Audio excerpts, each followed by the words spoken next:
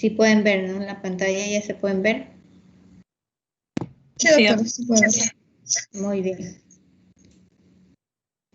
Empezamos. Bueno, buenas tardes muchachos, doctora. Nosotros somos el grupo número 1 y vamos a exponer acerca del parvovirus y adenovirus. Los integrantes son Mayra Álvarez, Annalí Moreno, Shirley Suárez y mi persona Alexia Muñoz. Siga. Siguiente. Siguiente. La siguiente. Bien. Vamos a empezar con el parvovirus. Las características propias del parvovirus son que miden un diámetro de 18 a 26 nanómetros, por eso son extremadamente pequeños. También poseen una cápside icosaédrica carente de envoltura. Tienen un genoma de ADN monocatenario, ya sea en sentido positivo o negativo. Y también necesitan células en crecimiento o un virus adyuvante para su replicación. Siguiente. Son uno de los más pequeños de los virus, ¿no? Sí, ya.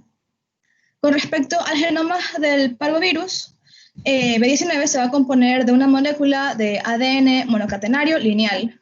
Este va a tener un peso molecular de 1.5 a 1.8 por 10 a la sexta de A y tienen una longitud aproximada de 5.5 kilobases.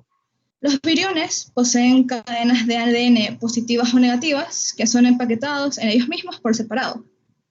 Los extremos del genoma poseen repeticiones invertidas que se hibridan para formar bucles en forma de horquilla y un cebador para la síntesis de ADN. Este genoma codifica 3 proteínas estructurales y 2 proteínas no estructurales principales. A diferencia de los de mayor tamaño, los virus deben infectar a las células activas mitóticamente, ya que no codifican elementos para poder estimular el crecimiento celular o una polimerasa, y solamente se conoce la existencia de un serotipo de B19. Siguiente. Ya, con respecto a la replicación. Los virus B19 se replican en células de mitosis activas, preferentemente de la estirpe eritroide. Como ejemplos tenemos a las células jóvenes de la médula ósea humana, también las células eritroides de hígado fetal y las células de leucemia eritroide. Tras su unión al antígeno eritrocitario del grupo sanguíneo P y su internalización, la cápsula se va a desprender del virión y el genoma de ADN y monocatenario se introduce en el núcleo. Hay que recalcar que para la síntesis de una cadena complementaria de ADN se exige la presencia de factores que solamente existen durante el ciclo de crecimiento celular y de ADN polimerasas celulares. Con respecto a la transcripción y replicación, el adenovirus requiere la conversión del genoma del ADN monocatenario en ADN bicatenario. Las secuencias con repeticiones invertidas de ADN colocadas en ambos extremos se doblan sobre sí mismas y se hibridan con el genoma, y así van a poder crear un cebador para la polimerasa celular del ADN. De este modo se va a generar una cadena complementaria y se replica el genoma del virión. Ya, ok. Las 2 proteínas principales no estructurales y estructurales de la cápside, no, doctora, arriba mismo. La anterior. Aún no termino con eso. Ya. Las 2 proteínas principales no estructurales y estructurales de la cápside son la BP1 y la BP2, que se van a sintetizar en el citoplasma, y las proteínas estructurales vuelven al núcleo para el ensamblaje del virión. La proteína BP2 se degrada en una fase para poder formar la proteína BP3. ¿Qué va a pasar después? Las membranas nucleares y citoplasmáticas se van a degenerar y el virus se libera tras la lisis celular. Siguiente.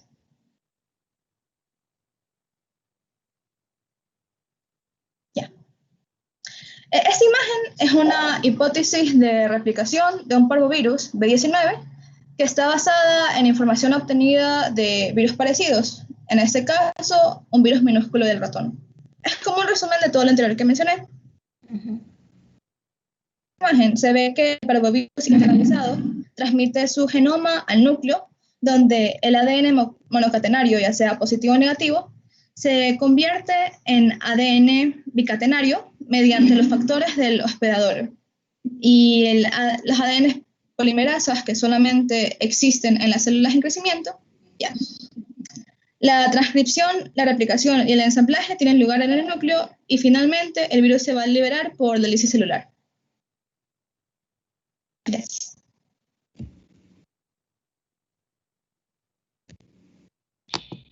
Ahora vamos a ver lo que es la patogenia. Aquí el agente etiológico será lo que es el parvovirus humano B19, que va a pertenecer a la familia Parvoridae. Parvoridae, ya. Sin embargo, se van a conocer dos tipos que son de parvovirus que van a afectar, van a afectar o van a causar enfermedades en el ser humano, ya que también se conoce un parvovirus canino. Va a ser el parvovirus B19 y el bocavirus. Aunque de este no hay mucha información, ya que es descubierto recientemente. Lo que se conoce es que va a producir enfermedad respiratoria aguda, que en los niños pequeños puede ser grave. En el huésped va a causar una viremia y destrucción directa sobre las células precursoras eritroides de la médula ósea de aquellas que están en actividad mitótica. El virus va a provocar una enfermedad que va a ser bifásica, es decir, que se va a dividir en dos fases. Va a tener una fase febril inicial, que es la infecciosa o la contagiosa. Aquí el virus va a provocar una infección lítica de las células precursoras eritroides, con lo que va a disminuir y se va a detener la producción de hematías. Esta viremia se va a producir a los 8 días de infección y se va a acompañar de síntomas inespecíficos que se van a hablar más adelante. Se van a encontrar títulos altos del virus en las secreciones orales y respiratorias. La segunda fase es una fase tardía que va a estar relacionada con la respuesta inmunitaria. Aquí se va a presentar lo que es el exantema y las artralgias del eritema infeccioso y van a coincidir con la aparición de la hemoglobina M específica para el virus y aquí con la desaparición del virus B19 detectable. También va a ser probable que los anticuerpos confieran una inmunidad de por vida. El agotamiento de las células precursoras eritroides y la desestabilización de los eritrocitos van a desencadenar una crisis aplásica en los individuos con anemia crónica. Siguiente. Ya, ahora la epidemiología. La seroprevalencia del parvovirus B19 en la población está aumentando con edad. Se van a observar valores aproximadamente del 15% en niños preescolares, del 40% en adultos jóvenes y el 85% en el adulto mayor. El eritema infeccioso va a ser habitual en los niños y adolescentes que se van a presentar entre las edades de 4 a 15 años y en los adultos va a ser más probable que aparezcan artritis y artralgias. Es probable que el virus se vaya a transmitir a través de gotitas respiratorias y de lo que son secreciones orales. También se conoce que hay una transmisión parenteral del virus que va a ser mediante concentrados de factores de coagulación de la sangre. Del bocavirus va a presentar una distribución mundial. Este va a afectar a niños que son menores de 2 años y se va a transmitir por las secreciones respiratorias y pueden aislarse en las heces. Siguiente.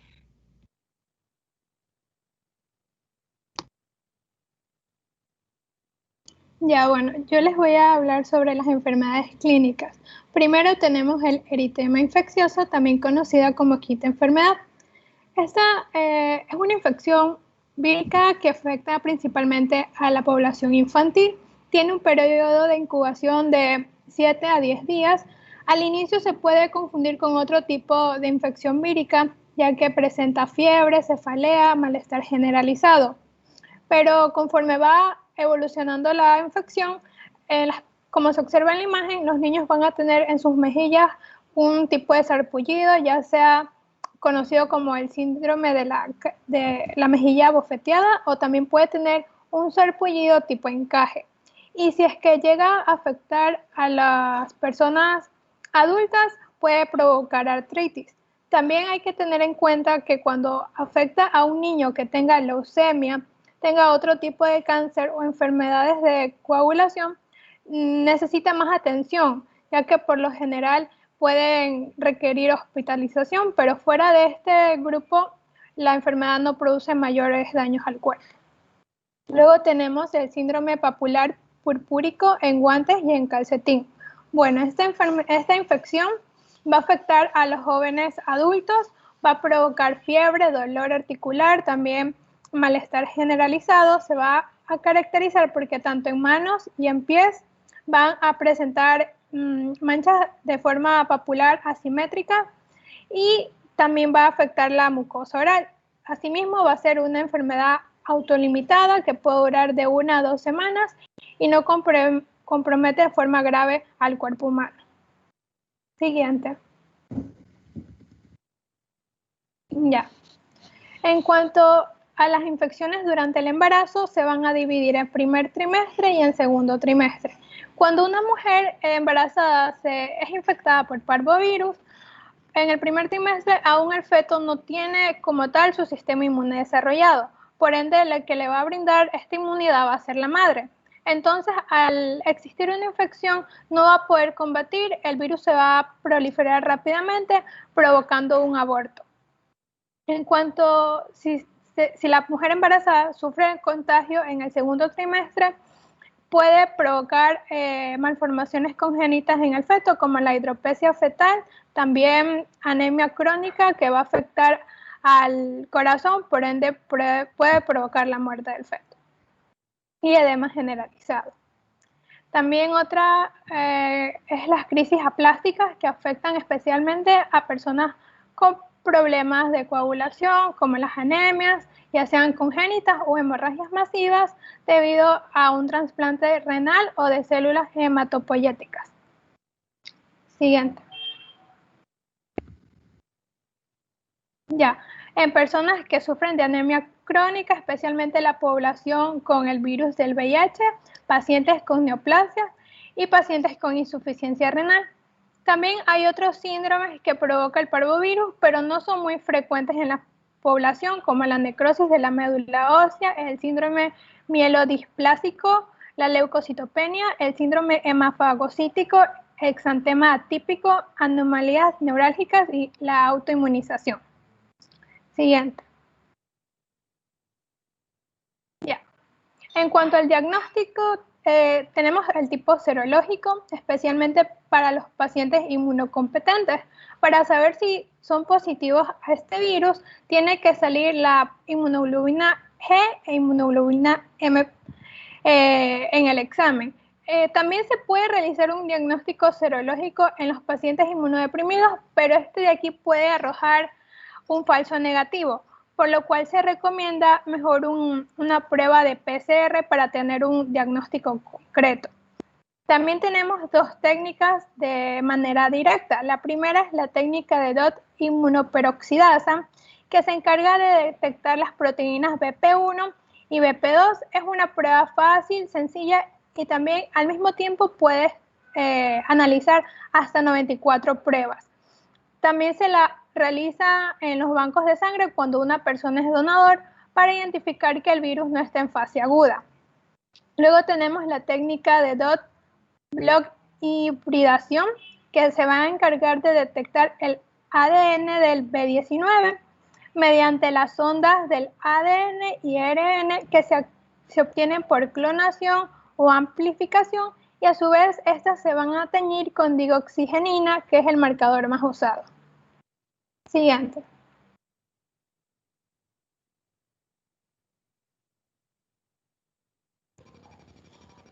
Pues bien, en lo que respecta al tratamiento de este virus, no hay ningún tratamiento antiviral concreto, ni medios de control de la infección. Sin embargo, se han diseñado vacunas contra el parvovirus, pero en animales, ya sea estos en perros, en gatos o en cerdos.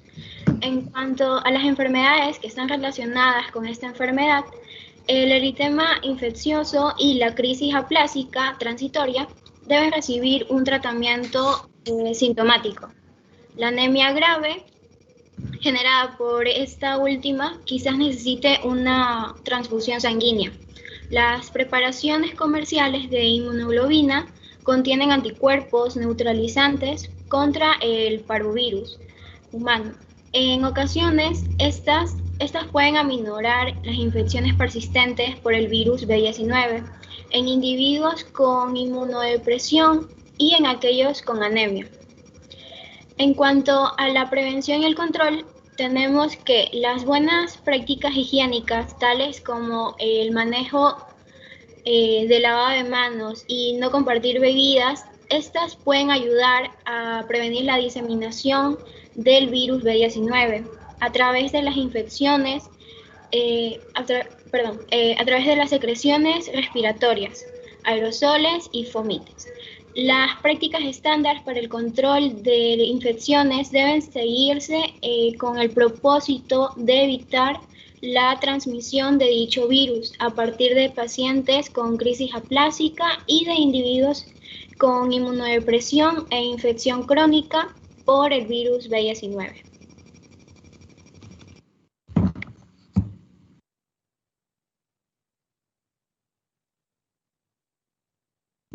Listo, ahora vamos a explicar lo que es el adenovirus. Siguiente.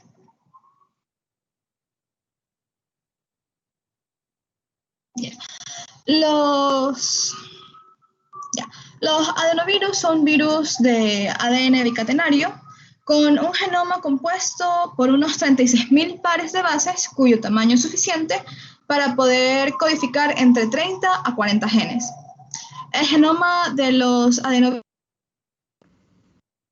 por una molécula bicatenaria lineal de ADN que tiene proteínas terminales unidas por enlaces covalentes a cada extremo de 5. Su peso molecular es de 55 kDa.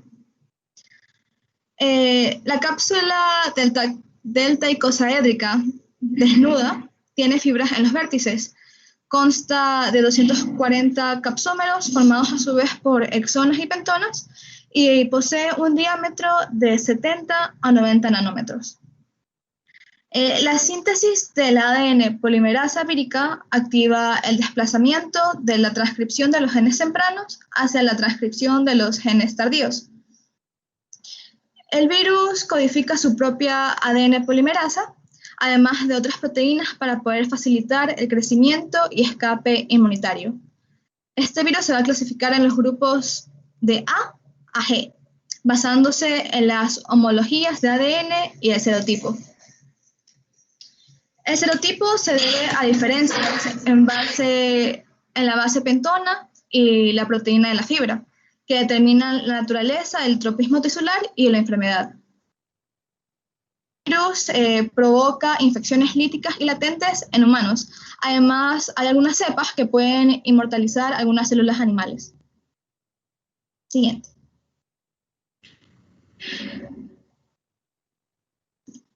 Con respecto a la replicación.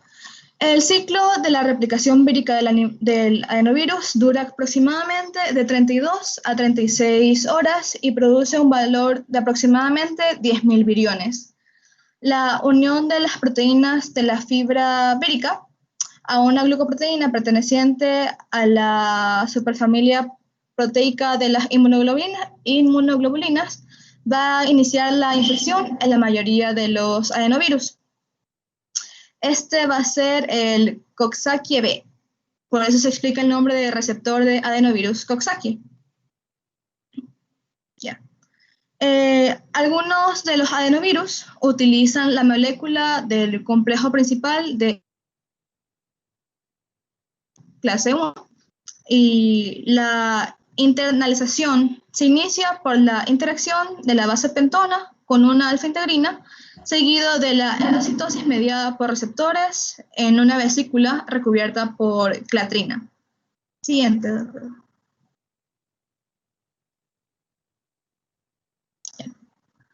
Durante el ciclo de la replicación, los genes se transcriben desde ambas cadenas de ADN en ambas direcciones en distintos momentos. Los adenovirus codifican sus propias ADN polimerasas y proteínas que favorecen el crecimiento celular y suprimen la apoptosis y las respuestas inflamatorias e inmunitarias del hospedador. Disculpen un ratito.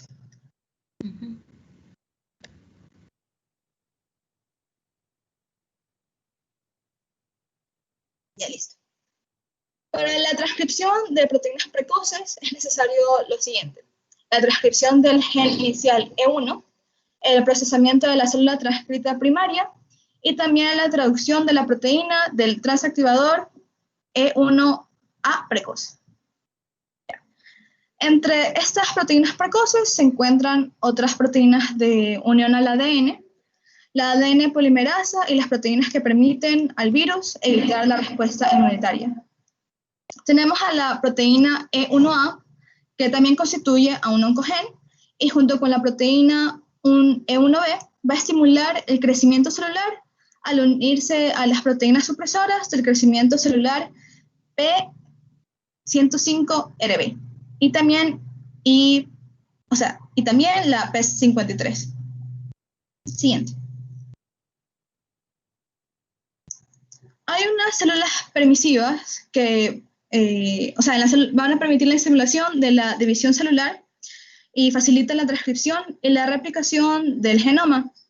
El proceso de replicación vírica comporta la destrucción de la célula. En las células no permisivas, el virus pasa a un estado de latencia y su genoma permanece en el núcleo. La replicación del ADN vírico tiene lugar en el núcleo y está mediada por una ADN polimerasa de origen vírico. La polimerasa utiliza una proteína vírica de 55-KDA, fosfato como cebador para el comienzo de la replicación de ambas cadenas de ADN. Con respecto a la transcripción genética tardía, esta se pone en marcha cuando ha finalizado el proceso de replicación del ADN y la mayoría de las moléculas de ARN mensajero tardío se generan a partir de la transcripción de un transcrito de ARN primario de gran tamaño que es procesado para formar cada una de las moléculas de ARN mensajero. Siguiente. Ya. Las proteínas de la cápside se van a elaborar en el citoplasma y luego se transportan hacia el núcleo para ensamblar el virus. En primer lugar, se ensamblan las procápsides vacías y a continuación se introducen en la cápside a través de un orificio en uno de los vértices del ADN vírico y las proteínas nucleares. Los procesos de replicación y de ensamblaje son ineficaces si tienden a tener errores. Solamente se elabora una unidad infecciosa por cada 2.300 partículas. El ADN, las proteínas y numerosas partículas defectuosas se acumulan en cuerpos de inclusión nuclear. Finalmente, el virus permanece en la célula y va a ser liberado cuando ésta se degenera y se lisa. Gracias.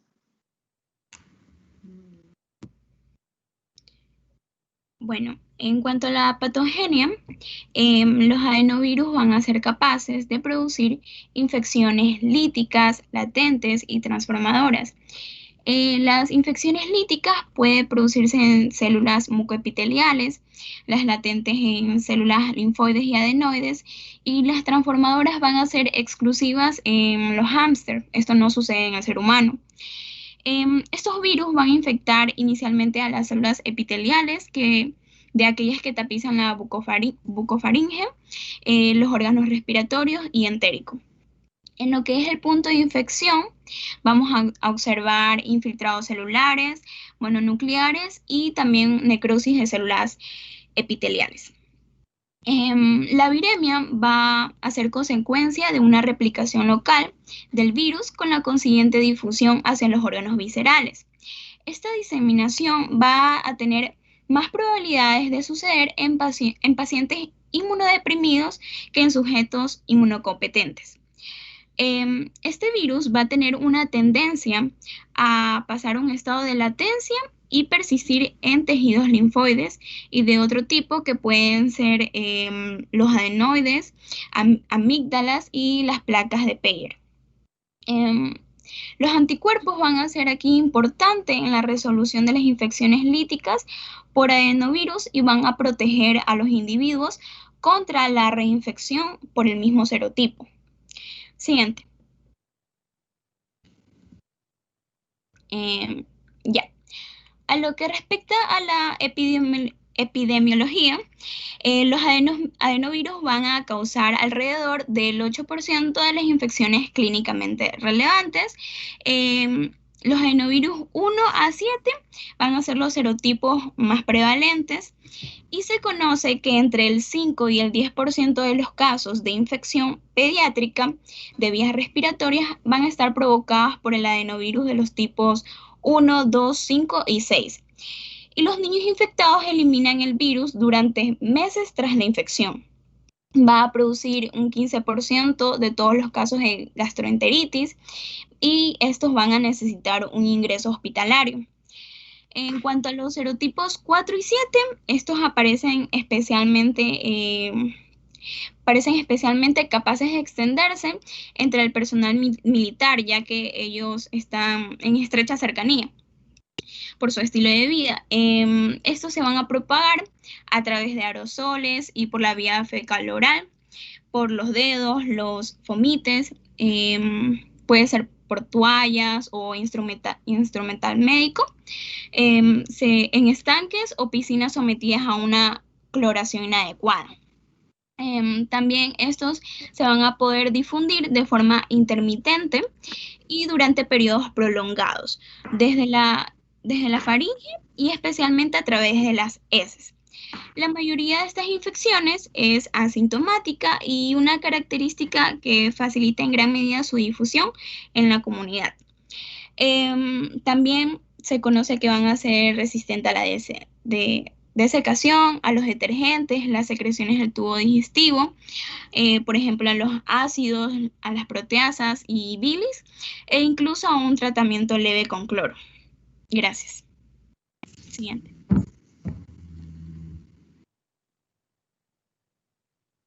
Ya. En cuanto a las manifestaciones clínicas, tenemos faringitis febril aguda y fiebre faringoconjuntival.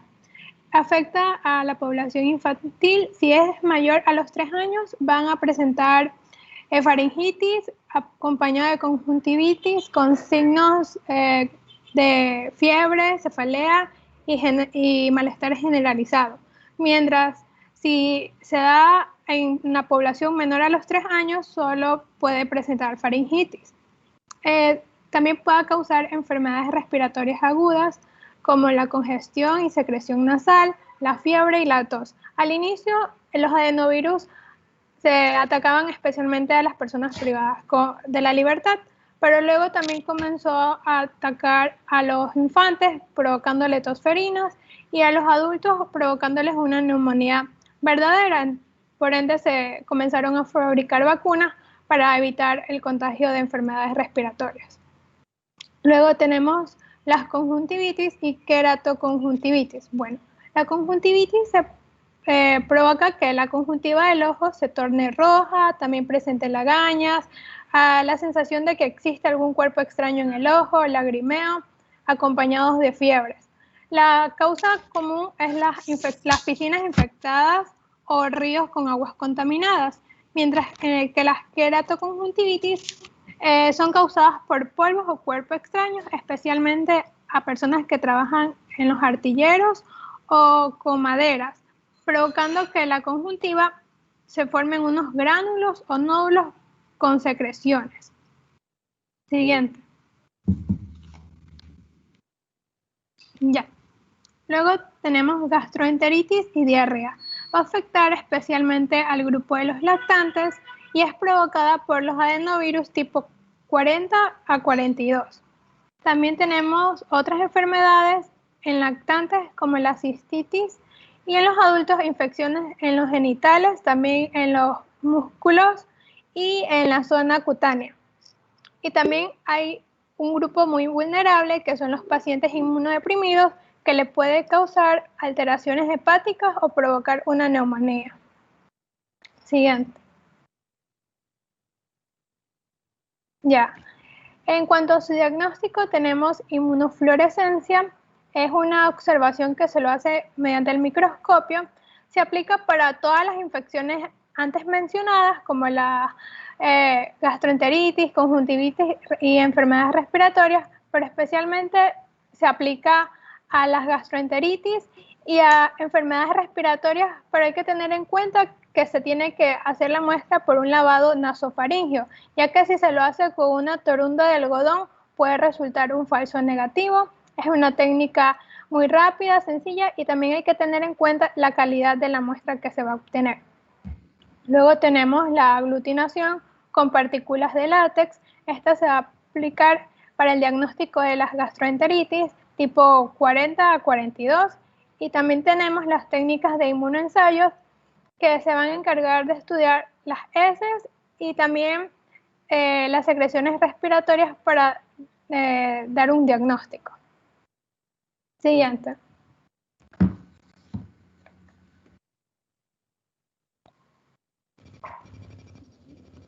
Con respecto a su tratamiento, al igual que el parvovirus, el adenovirus no dispone de ningún tratamiento específico, pero se ha empleado el cidofovir y la ribavirina para tratar a los pacientes inmunodeprimidos que sufren infección por el adenovirus.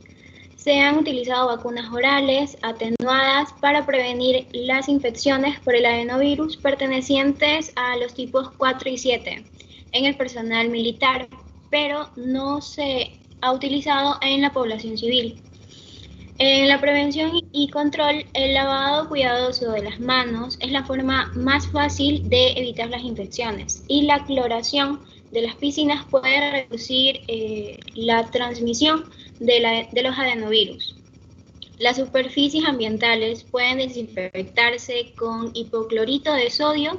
En ámbitos grupales son recomendables las toallas de papel, pues las toallas sucias pueden ser una fuente de infección de brotes epidérmicos. El riesgo de brotes epidérmicos de conjuntivitis transmitida por el agua se puede reducir mediante, como ya se había dicho, la cloración de las piscinas y el agua residual. Siguiente. En la terapia de sustitución génica tenemos que los adenovirus han sido utilizados y se están considerando su uso en la transferencia de los genes para el tratamiento de enfermedades humanas, como son la inmunodeficiencia, por ejemplo, la deficiencia de adenosina desaminasa y la fibrosis quística y las enfermedades por depósito en lisosomas, e incluso también por el cáncer. Gracias. Muy bien. Bien, las dos exposiciones abarcaron todos los puntos señalados, y ahora vamos a hacer el panel de las preguntas. Recuerden que les había dicho que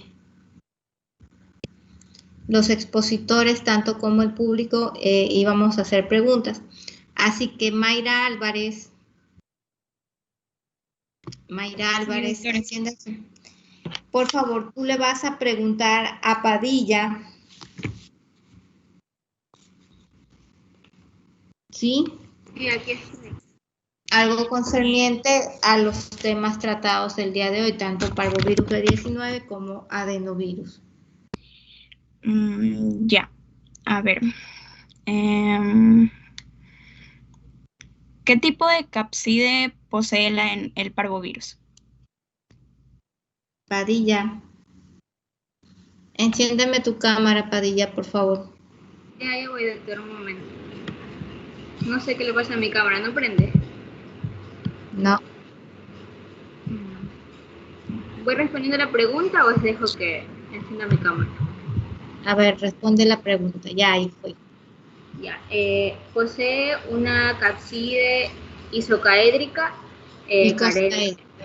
Eso, y también esta carece de envoltura. Muy bien, es una cápside icosaédrica sin envoltura, virus del parvovirus, ¿bien? Ahora, Padilla, tú pregúntale a Álvarez, hazle una pregunta. Yo escuché que los adenovirus tenían infecciones. ¿Cómo son las infecciones que el adenovirus provoca en el ser humano? ¿Qué tipo de infecciones o qué? O sea, ¿cómo son las infecciones que el adenovirus provoca en el ser humano? O sea, no puedo dar el ejemplo porque si no estaría respondiendo. Los estadios. Ajá, más así, los estadios. Ya. O sea, estos van a provocar lo que es una infección lítica, persistentes y van a ser latentes en el ser humano. Perfecto. ¿O te referías a qué tipo de órganos se están infectando? Bueno, es muy bien. Vamos con... déjenme ver qué no puedo decir.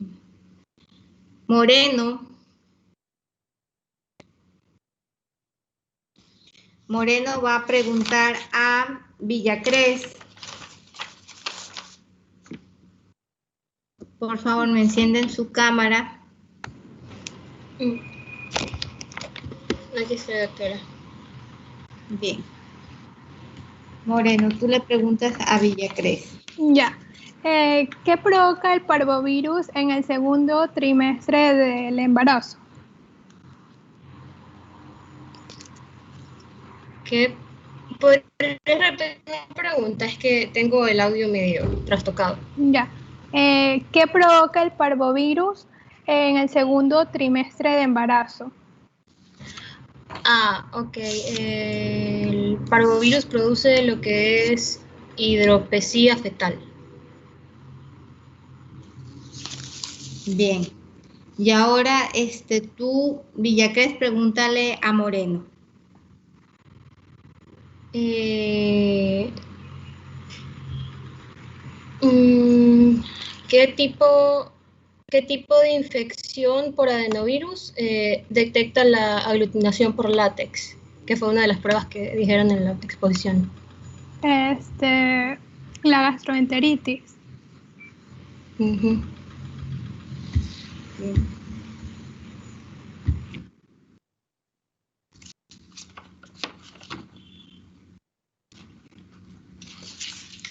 Bien, Tuárez, ¿dónde está Tuárez? Dígame, doctor. Bien, Tuárez, ahí te veo. Y yo continuando con la pregunta, ¿y qué tipo de infecciones pueden causar los parvovirus en el humano?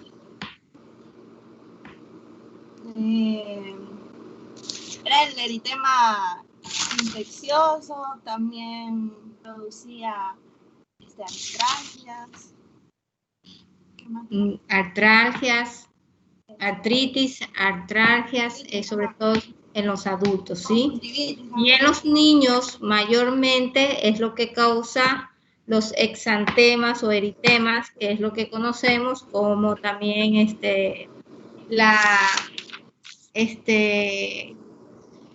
los sarpullidos de la mejilla, como la enfermedad de la bofetada o de la cachetada, ¿sí? Que es característico, ¿bien?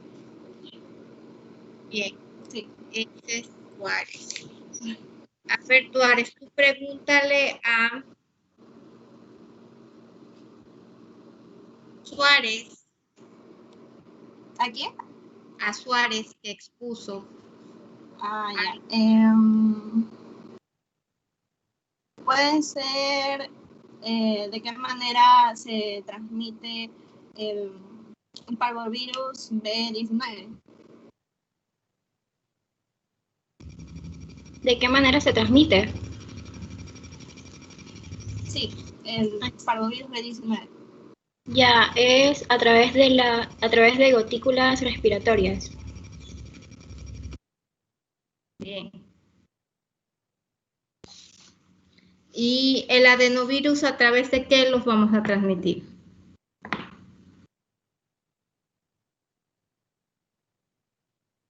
Suárez. Ya. Se iba a transmitir por contacto directo a través, como dije, de gotículas respiratorias, también de materia fecal, puede ser por las manos o vómites, y también estanques, piscinas inadecuadamente cloradas, con un exceso de cloro. Muy bien. Listo. Bien, chicos. Bastante claras y explícitas las exposiciones. El día de mañana vamos a continuar con el tema de herpes virus. Por favor, en este tiempo que queda restante, tienen el tiempo para ir organizando las actividades de lo que tienen que presentar para los primeros días de febrero. Y también yo la próxima semana les pongo otra tarea que vamos a hablar sobre vacunas, ¿bien? Vamos a hacer un trabajo, eso sí creo que lo voy a hacer grupal, sobre vacunas, ¿bien? Entonces, nos vemos el día de mañana, Dios mediante. Creo que quedó entendido el trabajo que tienen, ¿verdad? Doctora, una pregunta. ¿El trabajo es de todos los temas que se encuentran ahí? Sí, de infecciones gastrointestinales, infecciones de vías respiratorias, infecciones transmitidas por transmisión sexual. ¿Qué más era que les puse? Creo que fueron 4 temas. ¿Sí? Sí. Hay exantemas y me falta uno. Entonces, todas esas enfermedades, todos esos temas, pero que abarcan todos los virus, ¿bien? Clasificándolos de acuerdo a su patología que ocasiona. Listo, chicos. Entonces, Dios mediante, el día de mañana nos estamos viendo. Listo, Bueno, doctora, muchas gracias. gracias. Gracias.